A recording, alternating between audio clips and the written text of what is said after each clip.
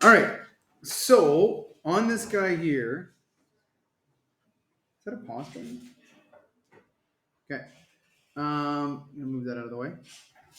All I was pointing out with this guy here was that if they're giving me 4 points of information with foci and vertex, what's really important, right, you can always look at is if the foci is giving you an x value and it's not basically saying it's moving left and right. Okay, so if that's the one that's changing. If there was an h and k, it doesn't mean that the y value is always going to be 0, because if the k was 3, then the k would be 3 in all of the cases. So it matters in terms of which value is actually changing. Because it's like -3 and +3 and -5 and +5, then I know that this function is horizontal and not vertical. Ultimately, underneath it, as you can see here, if I were to have 0 and 3, 0 and -5, 0 and 5, and 0 and -3, then I would know that that guy would be a vertical ellipse, which is going to dictate how I do my modified Pythag. So that's why this matters here on this guy is it depends which way it's facing when I try to decide how to solve that. So that's just like a quick overview of that guy there, not a big one. This one here is getting you to sort of stretch your muscles a little bit because they give you a weird dimension. Okay? And what I mean by that is this doesn't actually have a label per se, right? The distance from the foci to the edge doesn't have an A, B, C, X, Y, right? It's kind of weird. It's basically just a distance. So right now, if I break this guy down and write out what are my A, B, C's, what's really weird about this guy here is that I know that this is my minor axis. So that means that half of it, 30, 30, is going to be a value. Well, it's going to be my B value because going north-south from the center is giving me my B value. So that's why they gave you that. But the 20 centimeters is kind of weird. So on this guy here, what I am going to have you do is start to write out if you could make a formula that describes what's happening. A would be equal to C plus 20. Think about it. There's the center. That distance is C. And then this full distance would be 20 plus C. So I now have something to put in where A is. And then C, well, C is just C. I don't know anything else about it. I don't have any number to attach to it, but I know it does exist there. So I know this guy is horizontal.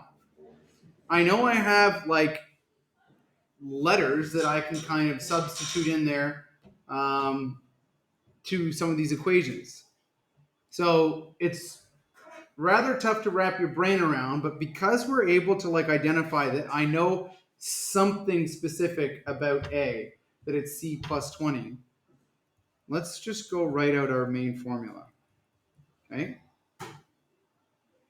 And in fact, we know that the modified version of this, we know we're looking for either A or either C. I know my modified version. Let's just try and say we're looking for C. C is going to be equal to A squared minus B squared. Okay? So let's plug in everything we know right now. I know that C is essentially what I'm looking for because it's the only thing I have nothing for. The A is going to be equal to C plus 20 squared. And I know that this guy is 30 squared. Do you notice now that all I have for variables now is just C? It's just C. So again, this is a rare circumstance. The fact that we had to like make up a potential for what A could be is kind of weird. But let's just work this out and see what happens now. So I don't mean that for that to be a pun. Let's see what happens now. Anyone? See what happens now? Because we're looking for. Okay, sorry. C squared is going to be equal to C squared plus 20C plus 20C plus 400, because I'm just foiling this guy here. So I would go C plus 20 times C plus 20, which would give me that guy there, because I would go first, outside, inside, last. And then minus 900. So now I'm going to have C squared is equal to C squared plus 40C minus 500. And I always, if I see a quadratic and I've mashed things together, this is kind of weird, but it still works. Like, think about this like our equivalent figure stuff from last year. Essentially, what's happening on this guy here now is I'm going to set this side to 0 by bringing that guy over.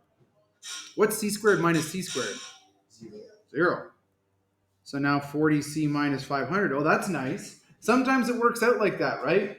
And it should in this case, because there is only one value for C. So those C squares should cancel out, because there is no option for two answers here. There has to be one. Well, now I can figure this out just using my basic algebra skills. 500 is equal to 40C. Divide by 40, divide by 40. C is going to be equal to what am I on here?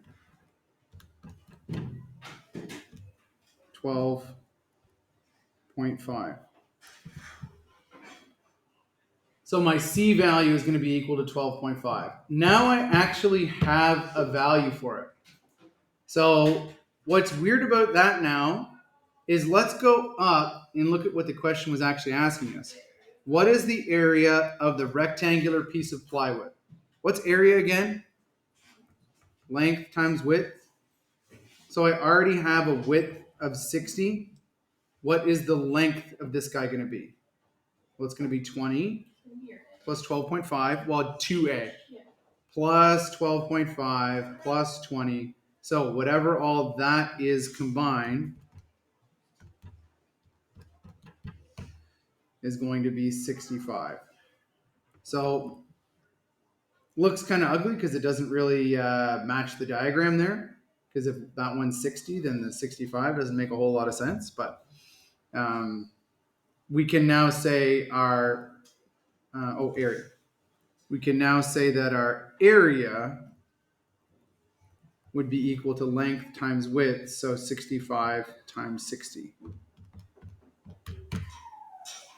is equal to 3,900. So how many people think that they would know to maybe build something like this? No, right? I will say that is pretty challenging in terms of like knowing that I could use kind of skills from last year, plug things in, and try and eliminate possibilities. So that's a challenging one. Pray that you don't see that on the end of the year one, because you would freeze, because you would get stuck at the beginning. But that's all that guy is there.